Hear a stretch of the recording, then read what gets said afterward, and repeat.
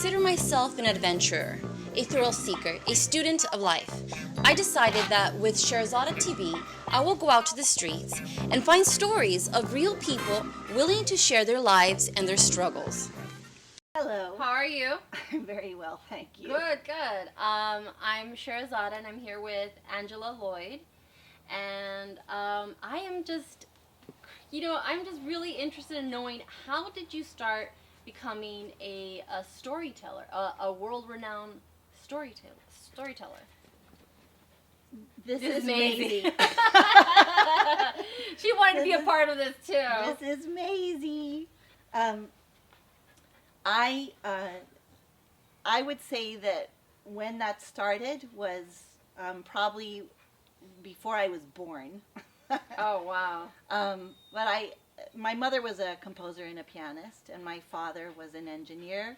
And I would say that I spent a lot of time as a child sitting in front of a record player. I was raised in Venezuela, in Caracas, and I say I was raised with 3 languages. I was raised with Spanish, with English, and the third language was música.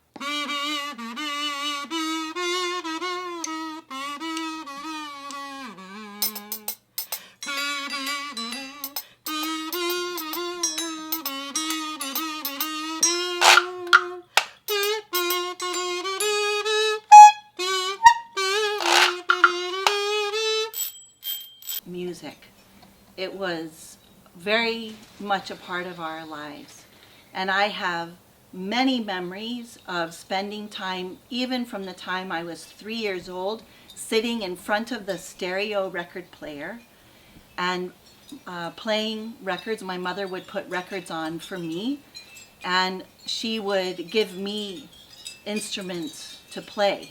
Clothespins, wooden blocks, the blocks that my brothers used to build forts for their cars, and Tupperware containers and chopsticks to play on them.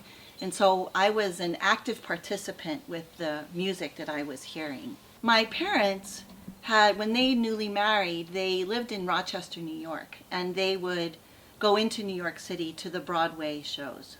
And they always, in those days, when you came out in the lobby, after the musical, you bought an LP album. So my parents had their Broadway, original musical cast recordings of Oklahoma, Brigadoon, Damn Yankees, all this music that they had been in the theater for, and that was the repertoire. I work at the Palace Ballroom, but gee, that palace is cheap. When I get back to my chilly own room, I'm much too tired to sleep. I'm one of the lady teachers, the beautiful hostess, one that the palace features at exactly a dime a throw. 10 cents a dance, that's what they pay me. Gosh, how they weigh me down. 10 cents a dance, pansies and rough guys who tear my gown. 7 to midnight I hear drums, loudly the saxophone blows, ya-da-da-da-da-da. Trumpets are tearing my eardrums, customers crush my toes. Sometimes I think I found my hero, but it's a queer romance. All that you need is a ticket. Come on, big boys, 10 cents a dance. That's how I describe myself, is as a storyteller and a teaching artist. And to get to that part of the story, I would fast forward to coming out of graduate school, where I trained as an actress. I have a master's as an actor, and I trained to do regional repertory theater. One of the things we did to get our master's was we wrote a one-person show. And that was my introduction to being on a stage by myself, connecting directly with an audience. And I really liked it. So fast forward 6 years. And I had come out of graduate school. I had worked with children's theater companies. I had worked with 3 different companies. But all along, I had started to develop my own solo work. And that was collections of music and poems, songs that I learned as a child became my repertoire. And I went to the National Storytelling Festival, which happens in Jonesboro, Tennessee. And that was my first time really to witness one person after another taking the stage and simply telling the audience their own name. They were not a character. They weren't in a play. There was no stage manager. There was a plain stage, and each person taking the stage, telling the audience their own name and telling a story. And the audience was completely transformed. Several years ago, I started to really think about storytelling as a visual art and to really put that phrase together. And in 1987, I heard a storyteller named Donald Davis, who is very beloved in our community. And he said that when he was telling a story, he simply imagined the story as a series of images. So you could think a comic strip or a movie or a sequence of photographs.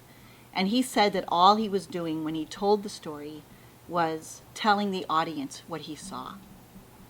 So I heard that, telling the audience. He said, all I'm doing is telling the audience what I see. And I heard that, and it really rang true for me. And what I want to say is that I really think of stories as a visual art, and that all we're doing when we're telling a story is telling pictures. That night, Louisa gently kissed her children, and she laid them down in the river. She let them go. I love you, te amo. This I do for you. Goodbye. And then she put herself in the water. I think it's Albert Einstein said that play was the highest form of research. And when we are playing, we are free. We are working with the materials that we have. If you watch a child play with sand, or you watch a child playing with toys and they're talking and they're making a story, you know, it's just naturally coming out like water in a river. When I'm telling a story, I am listening to the story the same as the audience is. The story is manifesting between us, and I am looking at the places of the story. I am seeing the characters, I am hearing them, and I'm listening to them. So when I tell a story, it will not be memorized. I am not delivering tidy sentences that I have formed by myself with a pencil. My wish for anyone who has listened to this is that you would take to heart your own story, and that you ask your family to tell you about their ancestors. And they may only know one thing about your great-grandmother. They might just have one photograph that she had wire-rimmed glasses. That is enough. You can start there. And then you must pass it on to your friends and your children, because no one else has it. No one else has it. And when you tell it, you will hear it, you will discover it new for you. And you won't unless you tell it. Because storytelling is a live act. It is an art form that happens when you are doing it. It has to do with engagement, of being with other. And